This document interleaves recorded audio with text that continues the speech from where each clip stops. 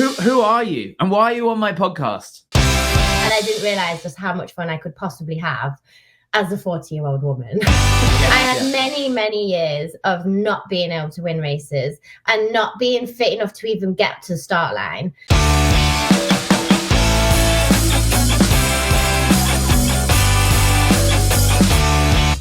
Hey guys, welcome back to the PKS Running Club. Today I am super excited to be joined by a proper legend of the running world, Ellie Stevens. This is episode 3, maybe even 3.5 of the PKS Running Club. Welcome, let's get started. I am going to connect with Ellie. Ellie, here you are.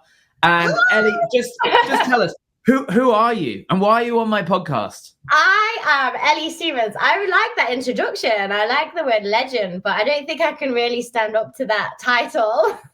You can. All right. First things first, you are wearing a top with a Union Jack on. Is that you're just kind of like, I don't know, is that like a political statement, or is this because you are bona fide running royalty? Definitely not running royalty. And I'm not going to say that it's a political statement because I'll probably get kicked out of the country, seeing as I am in America and I should have put on my American top, but I'm talking to an English podcast. So yes. I am very, what's the word? Legendary. And like to represent. You like to represent. Okay, now you're just being humble because you have recently been at the World Championships for athletics, racing for the United Kingdom, for GB, right? Yes, for Masters.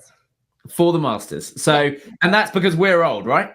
It's because we're old now. So I get to have like this whole new world of excitement and success. It's just so much fun. Like it is. I'd been warned about it as I was kind of coming to that age, and they're like, this is a whole new world. It's like you can carry on. It's not the end. We're not just getting old. And they were totally right. It is so much fun. And I didn't realize just how much fun I could possibly have as a 40-year-old woman. Yeah.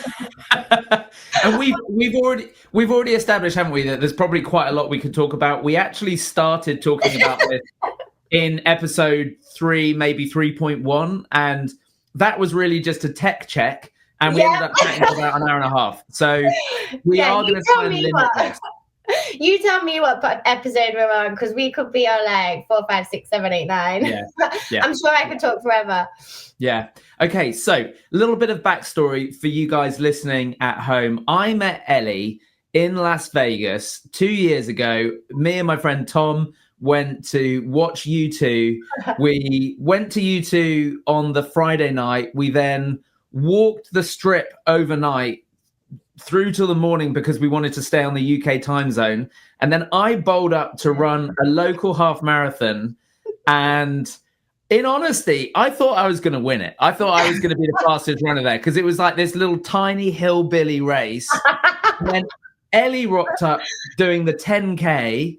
Some kid rocked up who was a 15-minute 5K runner, and a whole crew of incredible runners turned up. So Ellie, like, what was going on? You're part of something called Vegas Gold. Vegas Gold. That was pretty unfair on your part. So, like, for me to bring, I will take responsibility for that. Yeah. That could have well gone down as like just a local half marathon that she does, like 5K, 10K, half marathon. Yeah. You could have potentially on any other day won that by miles. But I decided we were going to just bring in Vegas Gold Elite. I believe it was before Christmas, and it was my friend's birthday, the last opportunity that the team that we've built out here can all get together. So we all just like descended on Sunset Park, decided on our distance, 5K, 10K. I don't think anybody was doing the half marathon, but it was like, it's such a complicated course that it's all twists and turns and back spin. And so, that one was fun, but we did all show up as a team Yeah. Strength in numbers. And yeah, we can be pretty scary on our day. Yeah. Yeah. Incredible. So Ellie, you've got like major running pedigree. So you've been running all your life. So, you know, you're obviously representing GB now, but you represented GB before, right? In your heyday, prime. Yeah, like where I represented GB for my team for Birchfield Harriers back in England. Represented, it was more like England and stuff when I was back as a junior. Yeah. I kind of like hit hard early on with an illness. So I was just coming into the senior ranks, just thinking like, right, this is it, sponsorships, you know, things were going well. And then I got hit with an illness, and it was just a battle for the next 10 years from there. But I never lost sight of what, like, I just love this sport. I love this community and everybody in it. So I never lost sight of what I wanted to do here and what it really meant to me. Just being around the people that you meet and the places that you get to go, and just like the health and happiness that it can bring to you. So I guess I fought all the way through that, just thinking that maybe I'll come out the other side. And I did, as it happens. Yeah, and we'll probably, we discussed this, we'll probably talk about that in more detail, like the journey of illness. But did you ever think that you would get back to compete? Did you ever think, you know, or was it you just wanted to get back into it? Because, I mean, look, I think we need to give you an opportunity to blow your trumpet in terms of all of the recent results you've had. But did you ever think that that was going to be possible? Not in my wildest dreams did I think that the last 2 years that I've had so far would ever have come to fruition again. Like I always wanted it and kept hold of that thought. But as time's ticking along, you know, I'm getting to late 20s, the early 30s, and you're like, I'm not going to be able to do this much longer. Like, I need to get a grip of my life. Reality's going to strike, and just say, what am I going to do in my career? Like, what job do I want to do? Where do I see myself in 5 years? I've never been that person. I've never like planned out my next 5 years. I've kind of rolled with the journey or the punches or whatever. And this is kind of where it's taken me. And not at all did I ever think that I would be running faster now at this age and still think that there's more. That I never thought that I'd be able to do that back then. Like, I thought that was it. But as it happens, I'm like 10 minutes on some of my races, like faster than I was when I was 22. Wow. Which, I mean, there's going to be progression, but even up in, like, I came back a little bit and thought, clean bill of health, I'm 30 years old or whatever. And still from that period, I've improved. And it is amazing to have this ability that I'm finding right now, like that I'm going through. And I just keep thinking it's a fluke every time I go out running, every time I do a race, and I feel incredible. I feel amazing. But then, you know, I realize I've done the conditioning, I've done the training. I've always had this mindset. I've got the strong mindset that if you love what you do, then you never work a day in your life. You know, nothing's ever a chore, nothing's ever a sacrifice, because I just love going out every single day for a training run. Like, you can't stop me. My dad's like, so you're taking a day off today? I'm like, why? Like, what's the purpose of a rest day when I don't feel that I need it? If I need it, I'll take it. Because, you know, my illness taught me that. I'll listen to my body. I know what's going on.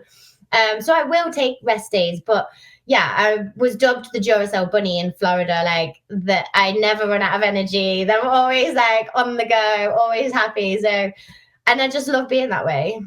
Yeah, it's incredible. I mean, it's so inspiring, really. So, I mean, would you say that you've peaked, or do you still think you've got, like, there's still room for you to progress? I mean, have you, like, do you know what I mean? Like, what? I hope there's more. Yeah.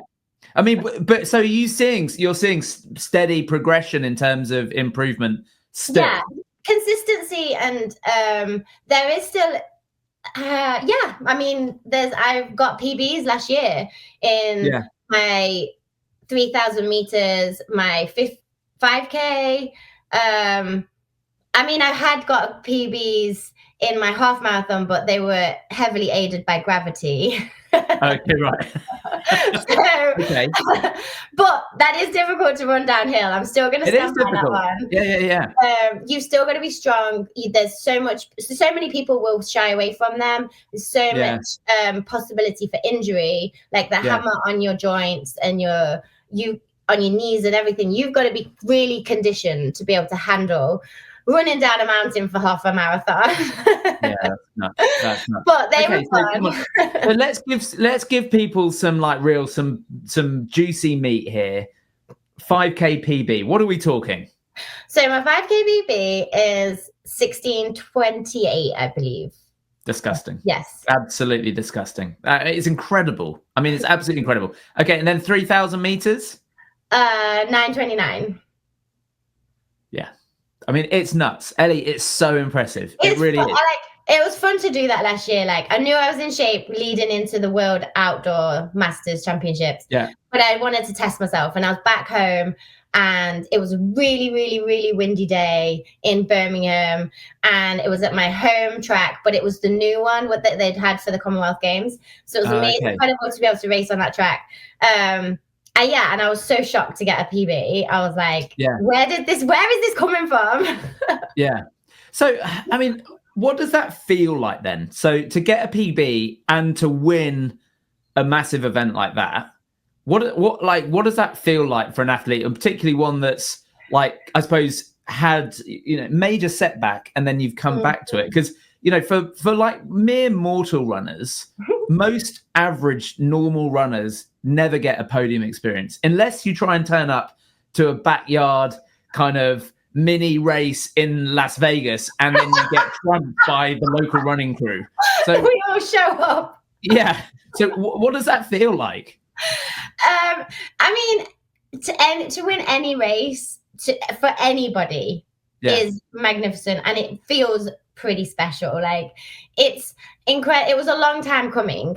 I had many, many years of not being able to win races and not being fit enough to even get to the start line. So it's going to sound such a cliche, and forgive me for sound, but I feel so blessed and so happy just to be able to line up, put my trainers on and go out and race, to go out and train. It does feel very special, and to be in the position to be able to win like a world, like when you say it, it sounds so much like so big, much bigger than it maybe is, but it's like, I won a world title and I'm like, that sounds like fun. That's pretty special.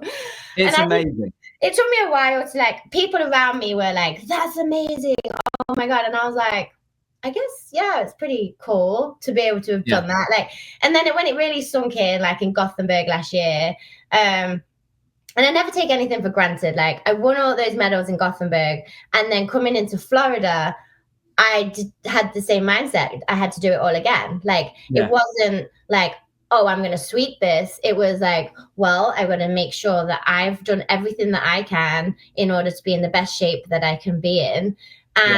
And then tactically be on point, and physically, like, I've got to work at this. This is a hard schedule to take on.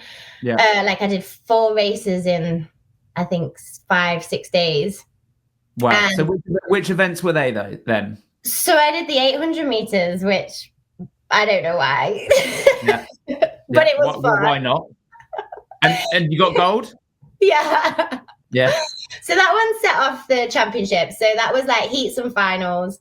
I did the heats on the Sunday, just got through the rounds. I was like, see how this goes, get back on the indoor track, which I haven't done in like 10 years. Haven't ran an 800 meters in, I don't even know how long. And got back on the indoor track. So it was fun to just do that. Worked out how that went. I was like, I think there's a little bit more to come. I ran like 2:21, I think, in the heats. Was comfortable and just nice to get the spikes on, because I don't even run in spikes. And see how that went. And then so I was like, right, we've got the final next day, and I won that. That was so much fun. like there's so much I could go into it for all the running geeks, but I'll just leave it as I won. It was a lot of fun, and I was listening. Like you couldn't really hear how close people were on the indoor track. So I just ran my race, ran as hard as I could do. People were like, my dad and other people that I would listen to were like, you've got a hard schedule, just run it to win it. If you can win it, like run to be the best. And there's a lot more racing to come. But I'm always like, I still want a time. I still want to try my best. I don't know how to run any other way, like only to run my hardest. So I won that. And that was like my first medal at the games. And that meant a lot to me. It was like, it was like, oh, pressure's off. I've done it. I've done one. And then I knew I had 3 more to go. Amazing. And what they were 3,000 5K? No, 3,000 on the Wednesday. So I had 1 day off. And then I was meant to do heats and finals for the 1,500, but it just went straight to a final. So that actually ended up being the 10K on the Saturday morning around where the park was, and we were all staying. And then I had like a few hours off, went and got my medal, and then like wound down from the 10K, you get all hyped and buzzed up and caffeine and it's like, and then I won the 10K, so it was like a buzz too, and all the team had done so well, so we were all celebrating the team, and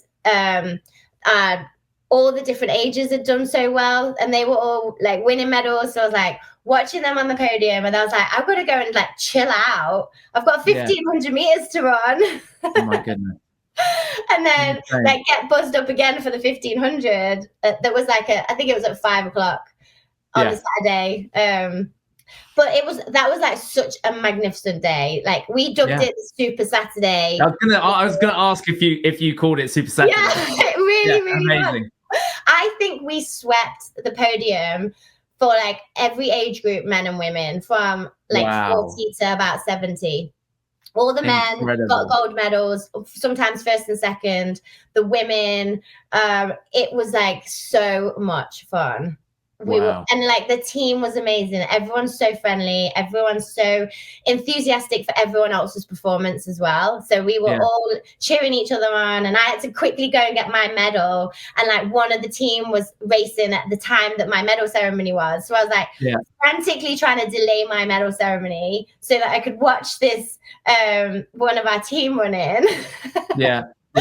And so luckily, like, I managed to get my medal. We like sung the national anthem, and then I was like, come on, we've got to go and watch Mark run. So we're like pegging it back to the stadium. Incredible. And they were like, you can stop running now, you've finished. I was like, well, one more race to run, and that's to beat my team manager back to the stadium. It's I mean, it's amazing. I mean, it's the sort of thing that most of us will never experience. That sort of, I guess you must have so much adrenaline, the excitement, exhaustion, all rolled into one. I've got one question though, right? So obviously, if you go to any amateur race across the world, you go to a local 5K, 10K, you get a medal. Mm-hmm.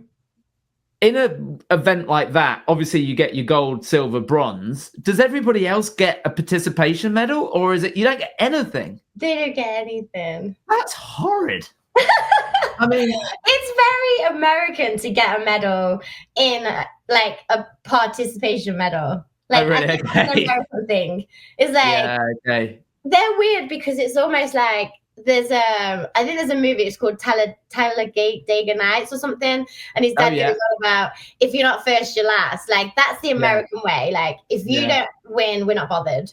But also too, then they're like, oh, last place trophy, and don't upset anybody, and so everyone gets medals.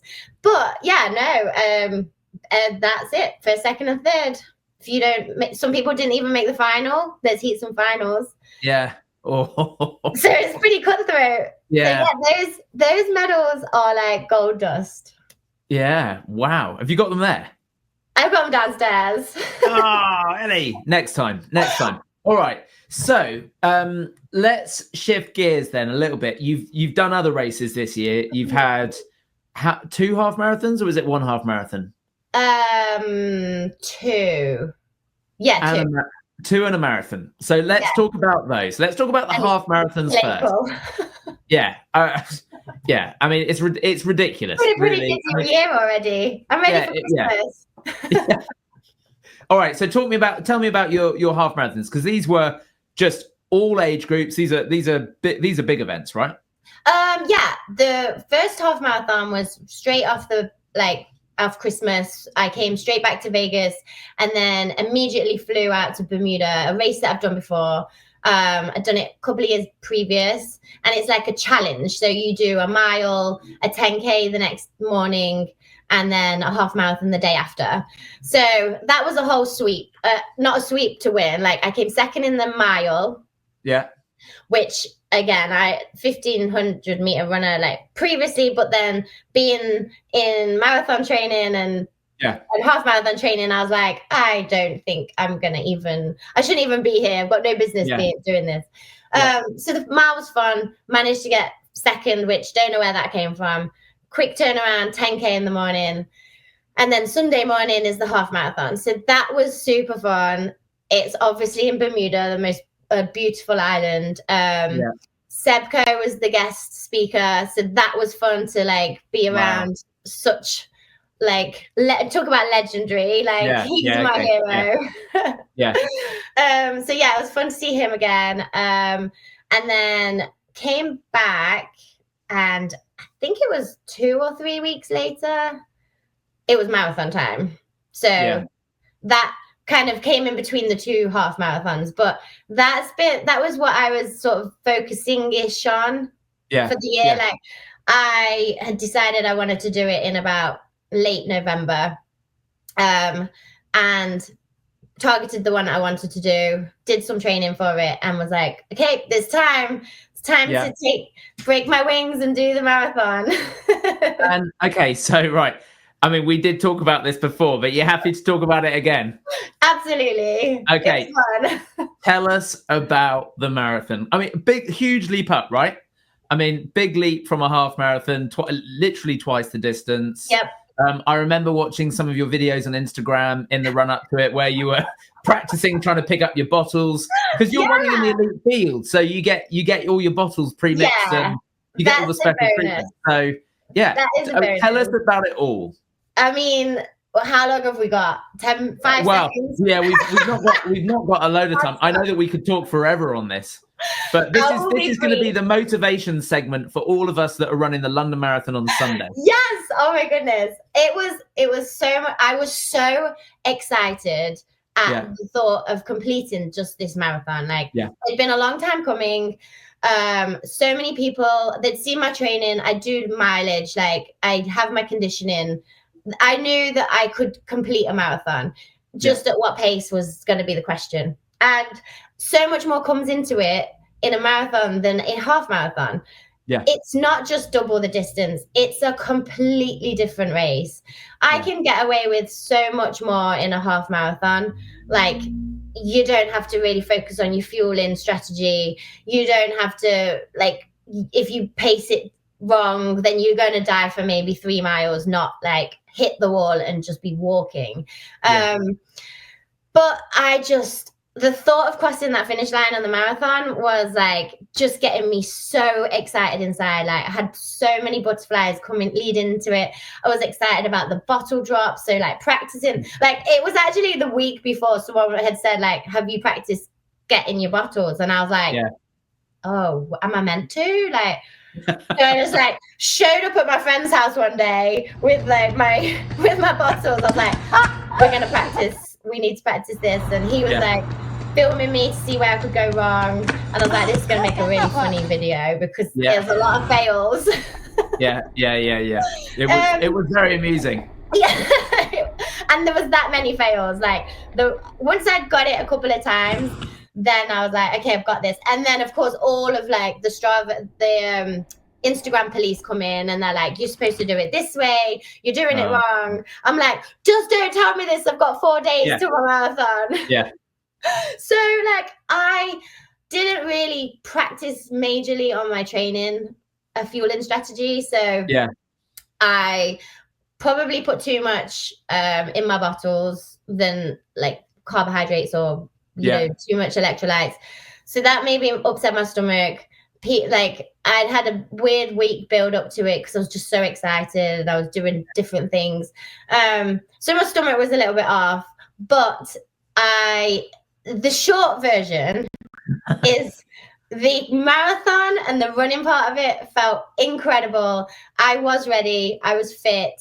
And I had the best time ever.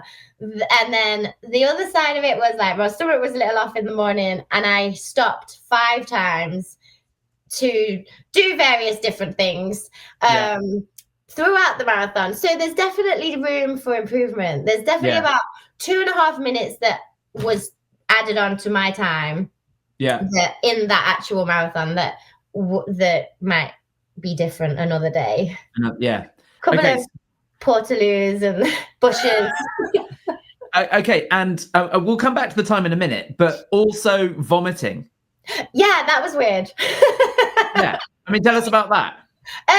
So I'd gotten to like kind of halfway was easy. I'd been to the bathroom.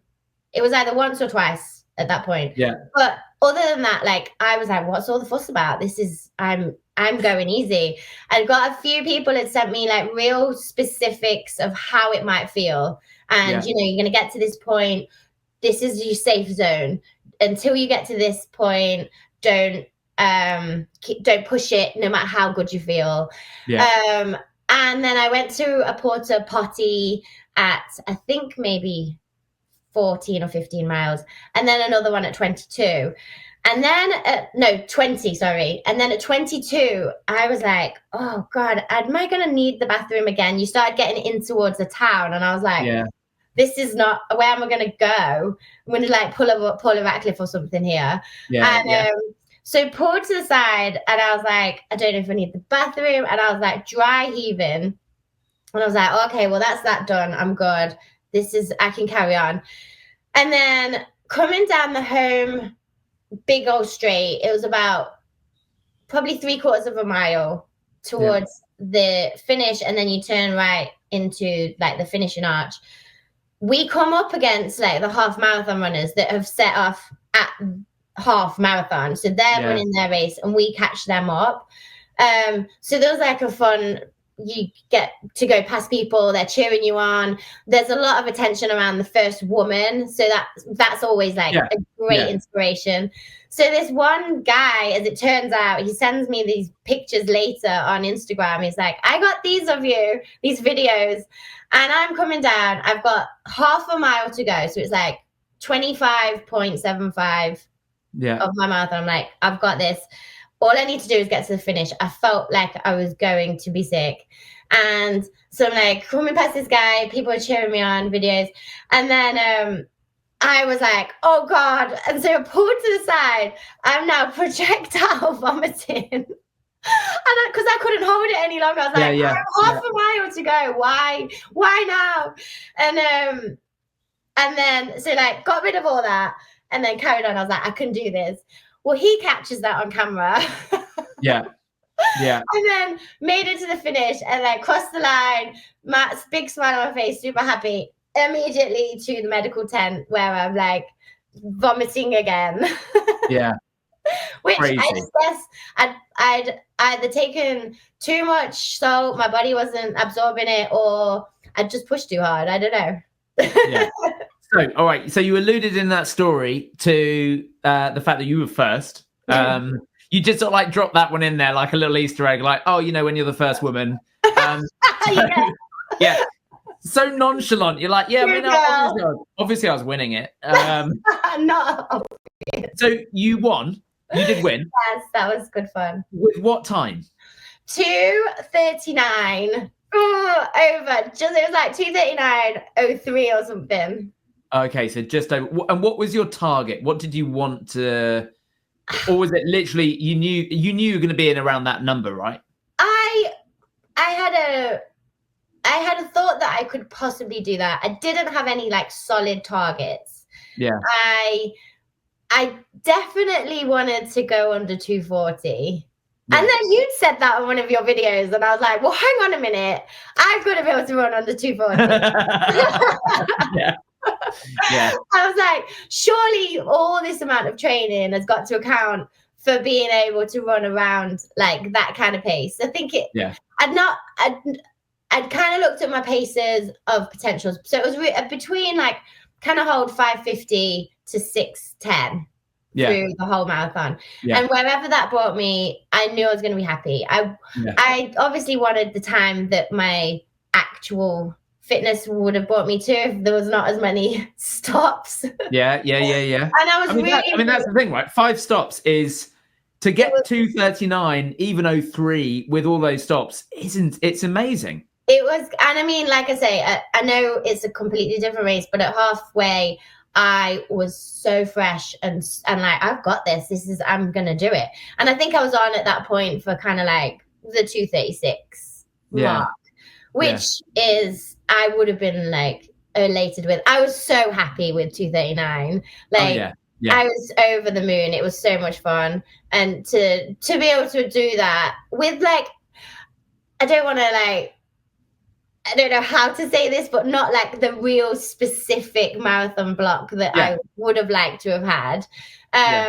It was basically off, like, we have this joke in our group of panic training. It was this was a blanket of training, which then proved, fast forward 4 weeks, proved that it's just a whole blanket of training that allows me to just turn my hand to any event at this moment, which is so much fun to be able to do that.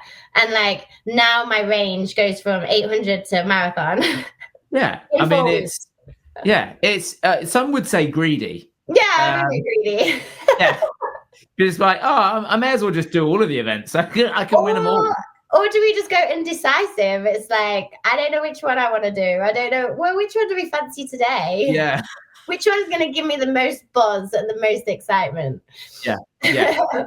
Obviously, I mean, clearly running just brings you so much joy, right? So, you just genuinely, you ooze that passion for the sport, which is amazing. So, like, a little shift. I'm looking at the clock because I said we'll keep it to a certain amount of time, largely because my mum complains at the length of these things. So this month is to you.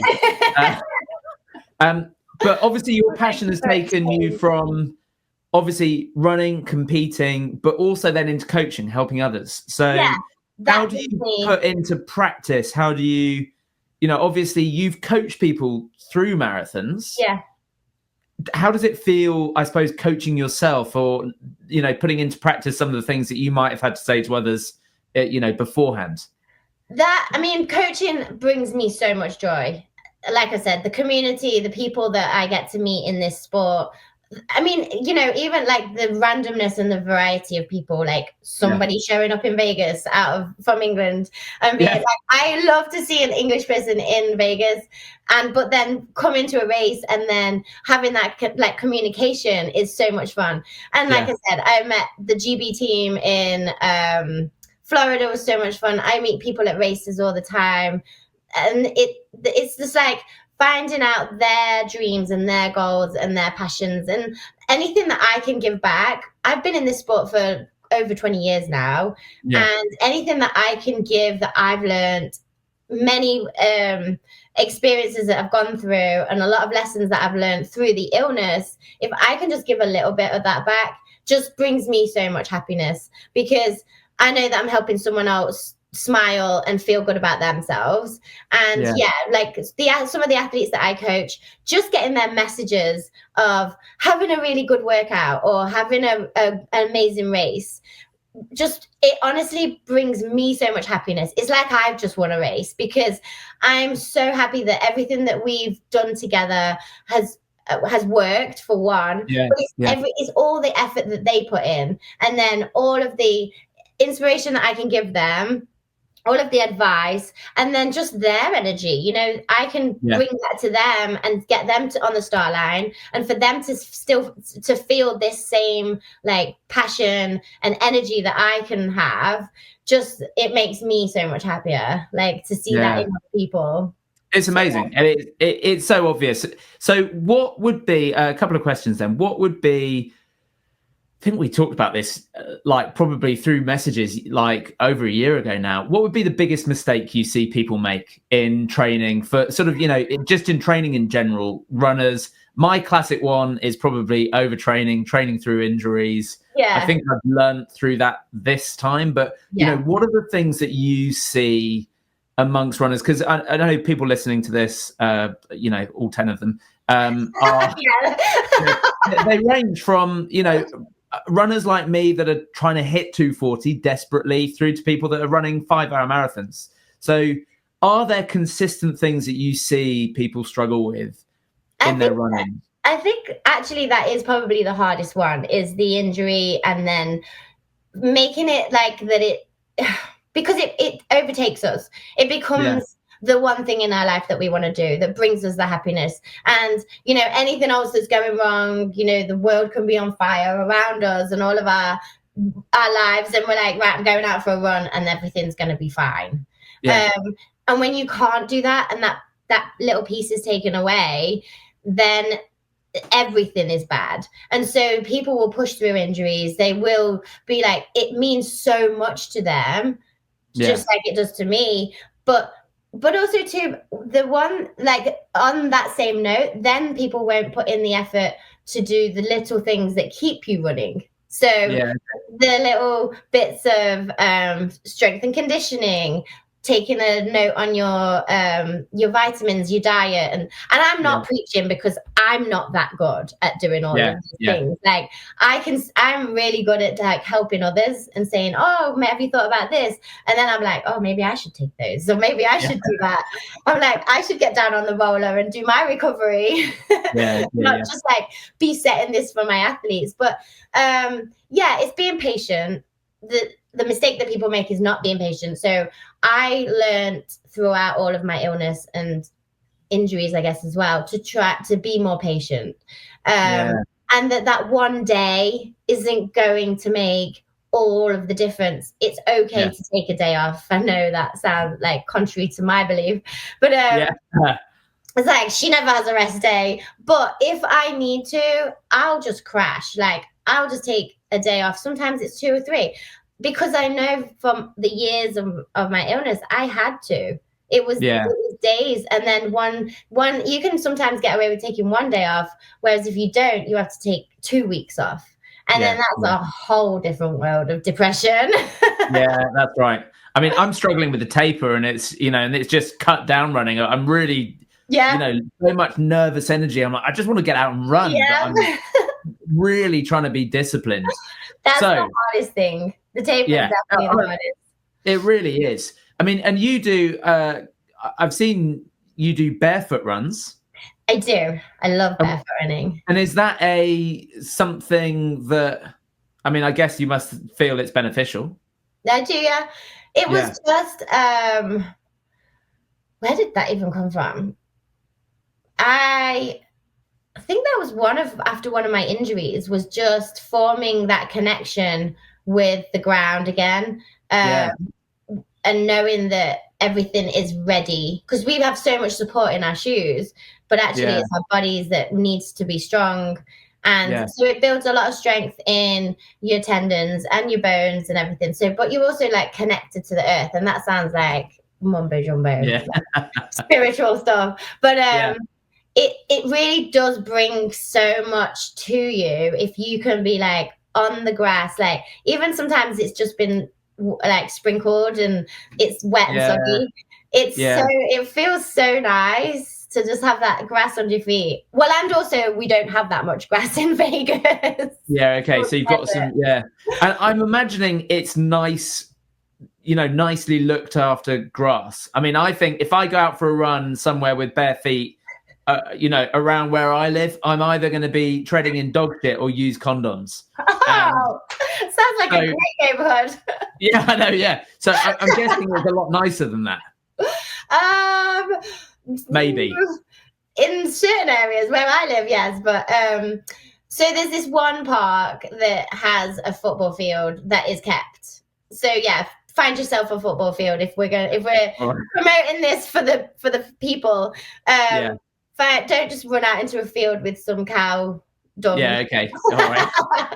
That might have Yeah. a different kind of feel under your foot. Yeah. Okay. So marathon this Sunday, London. Yes. What should I be thinking about? What should, I've got 3 days left.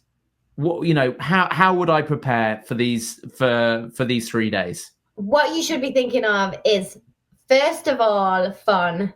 Yeah. You've done all the training for this.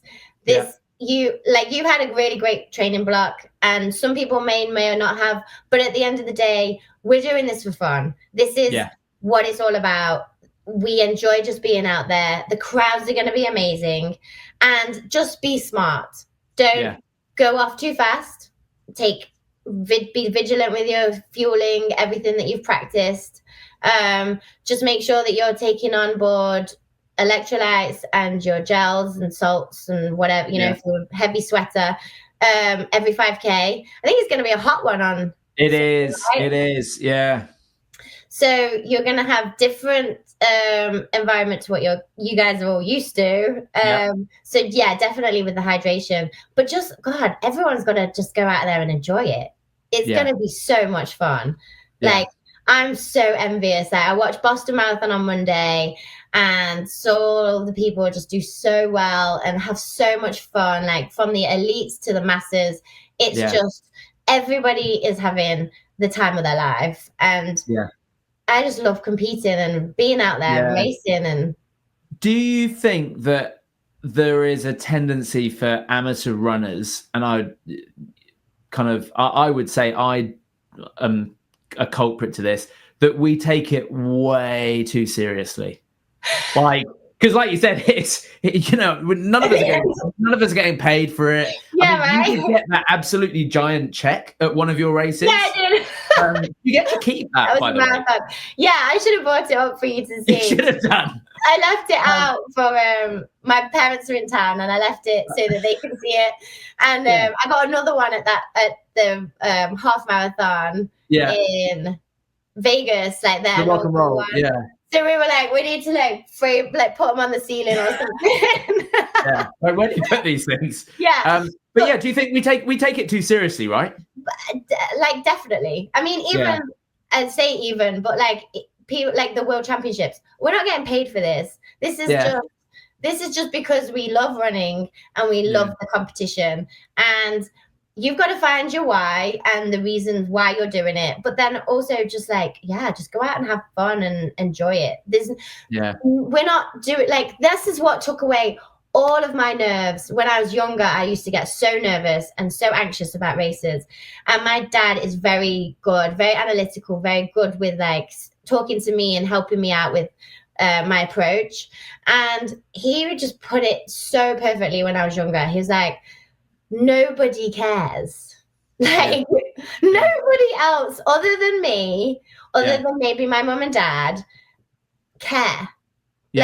It's all us. We're only doing this. People will be like, oh, that's great. Yeah, that's wonderful. Yeah, congratulations. But even Mo Farah, who won double gold at the Olympics, is if he didn't, no one died. We're not saving lives. We're not doing brain surgery. We're not trying to get up into space. We're not changing the world. We are just doing this for ourselves, and we're doing this to have so much fun. And this is our lives. This is what we want to do. But we're not, it's just for us. It's go out there and have some fun. Yeah. Good. That's what I need to hear. I'm just going to enjoy it. I think you have to. That's what everyone says. So do you see another marathon? Do you see a London Marathon in your future? Oh, I would love to do the London Marathon. I never thought I would ever say that. I was always like, hell no. Yeah. You'd be able to get an elite place, right? Presumably. Maybe if I can get a bit faster. I would love to do London Marathon. Maybe earmark it for next year or the year after. But yes, definitely another marathon. I haven't kind of scheduled out the rest of this year properly yet, but there are talks of the European Championships, which is it's kind of late. It's in October, so Yeah. I have plenty of time for that. And then maybe a marathon after that, before the year's out. So that would be fun. If I could just kind of get another one in and train for it, but get another one in so that I can cement that time that I believe that I can do. Yeah. Would be good to rather than just to go, oh yeah, I think I could run that time. Like I want to be actually able to run that time. Yeah. Amazing. Well, I think there is a whole load of things that we could talk about, but are you happy to do another episode? Of course. If anyone's happy to listen. Yeah. If we don't bore Mom too much. No, I know. Don't worry about her. She'll be fine. She'll be absolutely fine. I reckon I don't even know. I haven't got a timer, but this has been absolutely brilliant, Ellie. Thank you so much. And where can people follow you, find you on Instagram, Strava? What's your, what is it? Coach Ellie, Run Ellie? So there's Coach Ellie one, I believe. I think there's a one at the end of it. And then, but you can find that through Run Ellie one. My Strava is, I think you have to request it, but if you're an actual runner, I will allow you in. Yeah. It's all just it's worth saying, if you do follow Ellie, just be prepared to be disappointed at your own running continually. Oh. Some of my friends have said that, like that I'd met in Florida. They're like, yeah, I was really pleased with my run, and then I come on to Strava, and you've like done double the distance at like twice the speed. Yeah, like, easy recovery mile. Yeah, 10 miles at 6:50 pace or something. Right? I'm like, do not follow what I do on Strava. No. Like there's something weird. I don't know how I'm managing it, but I am. And I'm going to ride this wave as long as possible. Yeah, it's inspirational. And when we come back to your, like, the backstory, like, it will then all kind of make sense, or rather it will become even more incredible. So thank you so much for being a great podcast guest. Thank you for having me. Thank you for watching, listening, everybody. And we will see you in the next episode. Good luck on your marathon, everybody. And you. Thank you. Yes, good luck, everybody.